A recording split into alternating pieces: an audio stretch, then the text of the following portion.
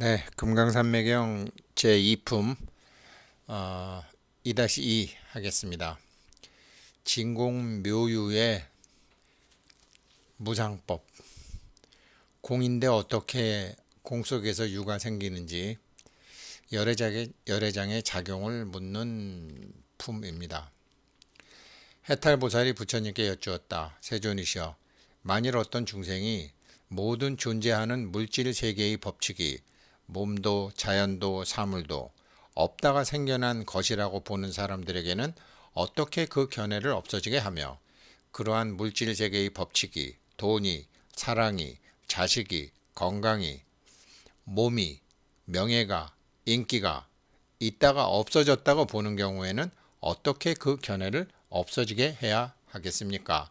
부처님께서 말씀하셨다. 보살이여, 만일 어떤 중생이 모든 만법이 없다가 생했다라고 믿을 때에는 물질에서 의식이 생겼다는 그 근본 착각을 깨닫게 해 주어야 그 믿음이 멸해지게 될 것이니라.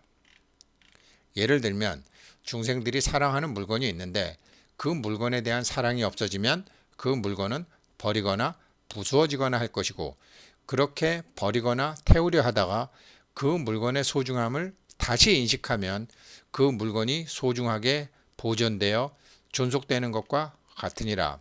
마찬가지로 어떤 어리석은 중생이 가족, 아끼는 물건, 심지어 국가나 권력, 명예 등 모든 존재하는 것들의 만법이 있다가 멸했다라고 믿을 때에는 그 믿음도 멸해지게 해야 하느니라.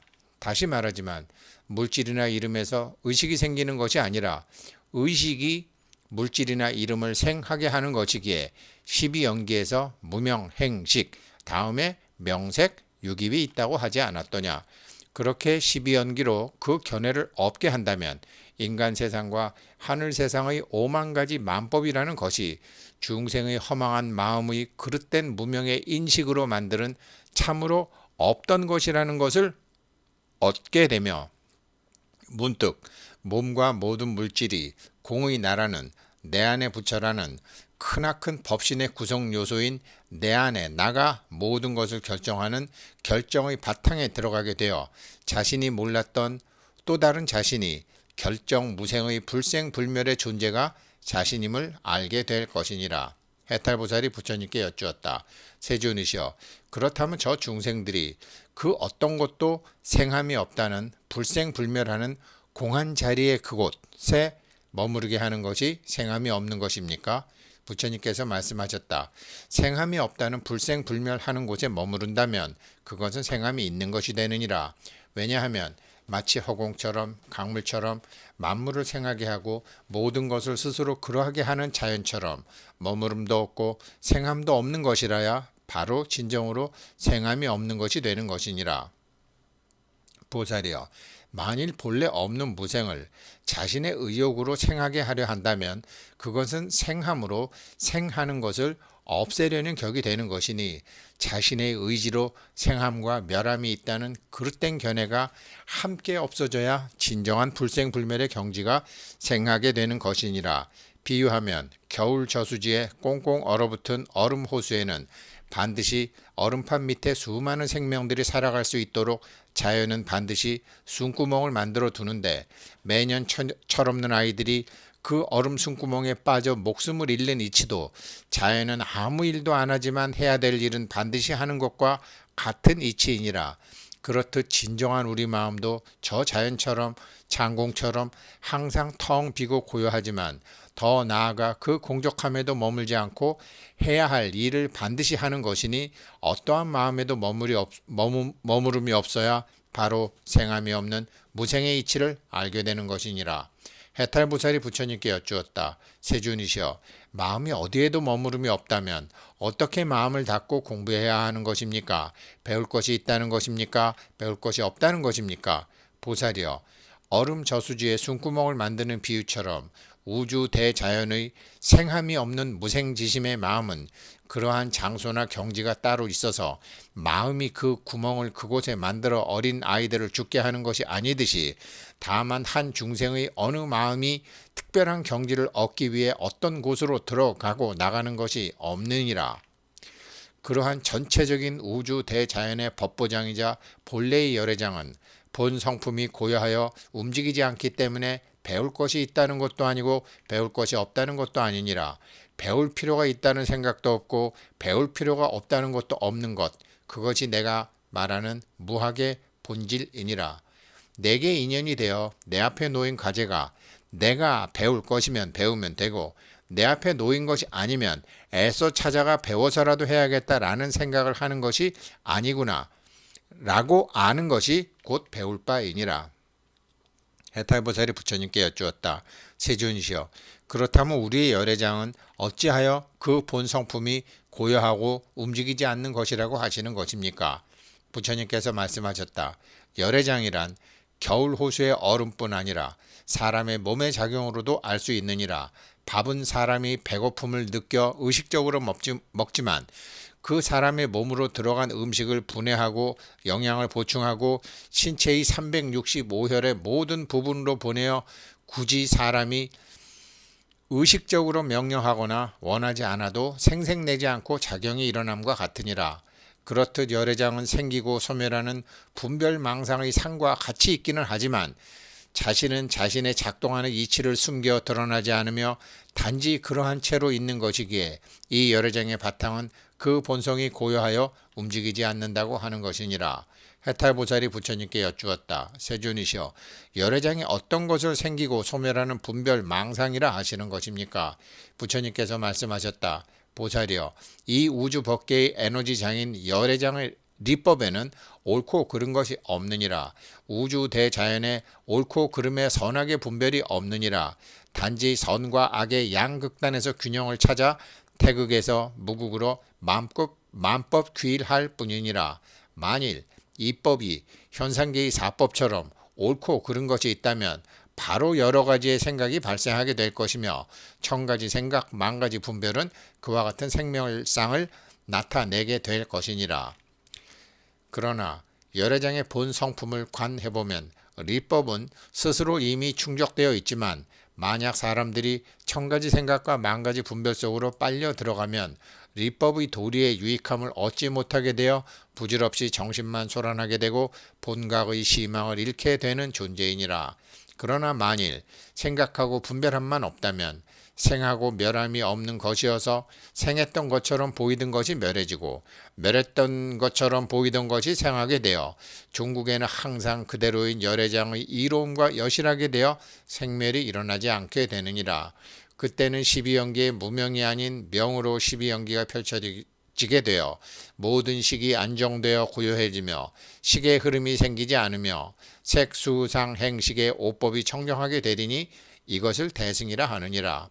보살이여, 그렇게 오온이 모두 개공이었다는 것을 자각하는 청정한 법에 들어가게 되면 마음에는 바로 망령됨이 없어지게 되며 만일 그 모든 망령됨이 없어지고 나면 우리들 각자 안의 열애가 스스로 깨닫게 되는 성스러운 지혜의 경지에 들어가게 되는 것이니라. 지혜의 경지에 들어가면 일체가 본래부터 생함이 없었다는 것을 잘 알게 되며 본래 생함이 없었는데 잠시 스스로의 안목에 여지껏 그렇게 보여졌을 뿐이다 라는 것을 알면 모든 망령된 생각이 없어지게 될 것이니라. 해탈보살이 부처님께 여쭈었다. 세존이시여, 망령된 생각이 없어진다라는 것은 당연히 내려놓아야 할 것도 없어지겠습니다. 부처님께서 말씀하셨다. 보살이여, 그대의 말처럼 망령된 생각은 본래 근본이 없는 헛개비처럼 본래 생한 것이 아니기에 쉬어야 할 망령도 없어지게 되느니라. 마음이 지어낸 모든 놈들이 없던 것임을 알게 되면 그쳐야 할 놈도 사실은 없으므로 분별할 것도 없으며 그때는 나타나는 어떤 식도 생기지 않게 되느니라. 그쳐야 할 생함이 없으면 이것이 바로 그침이 없다는 것이기는 하지만 그렇다고 그침이 없다는 것도 아니니라.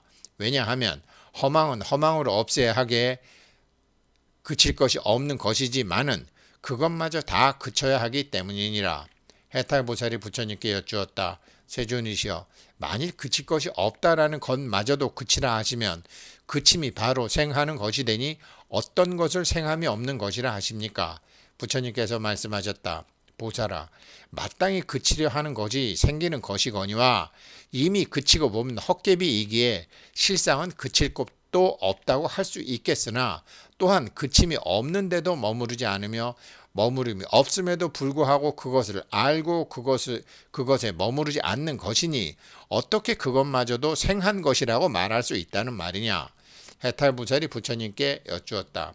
세존이셔, 생함이 없는 마음이면 어찌 취하고 버릴 것이 있으며 어떠한 법의 모습에 머무르라는 것입니까? 부처님께서 말씀하셨다.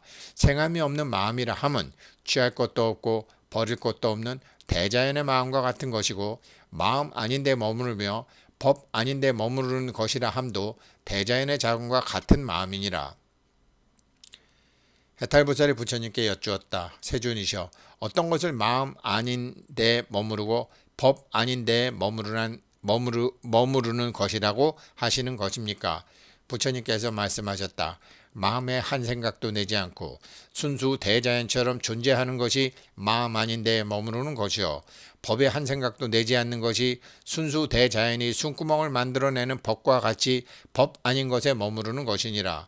선남자여, 어떤 마음과 어떤 법에도 생함이 일어나지 않으면 의지할 것이 없어지며 모든 의식의 흐름인 행에도 따라다니며 머무르지 않으면 마음이 항상 공적해져서 어떤 마음의 상도 일절 없게 되는 것이니라. 예를 들면 저 허공은 움직임도 없고 머무름도 없으며 일어남도 없고 인위적인 조작함도 없으며 저것도 아니고 이것도 아닌 것처럼 일체가 가상현실 같은 것이었구나 라는 보는 놈의 공한 마음의 눈을 얻고 보이는 세상의 존재법도 가상현실 같은 것이구나 라는 보이는 육신의 존재법의 공한 몸을 얻으면 오음과 육입이 모두 공적하게 되리라.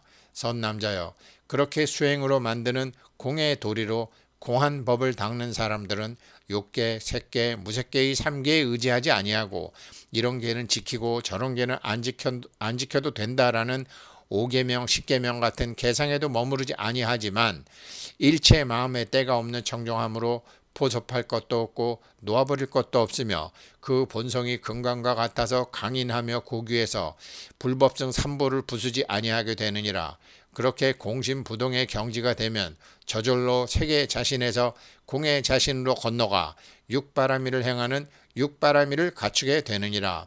해탈보살이 부처님께 여쭈었다. 세존이시여, 육바라밀은 모두 모습을 지니고 있는데 상을 가진 육법으로 어찌 세간을 벗어나 출세간에 이를 수 있겠습니까?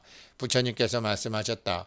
선남자여, 내가 설명한 육바라밀은 모습이 없고 의도함이 없는 무위이니라. 까닭이 무엇인가? 첫째, 만일 사람이 욕심을 떠나보낸 경계에 들어가면 마음이 항상 청정하고 진실한 말과 방편으로 본각의 이익으로 남들을 이롭게 하나니 이를 보시바라밀이라 하느니라.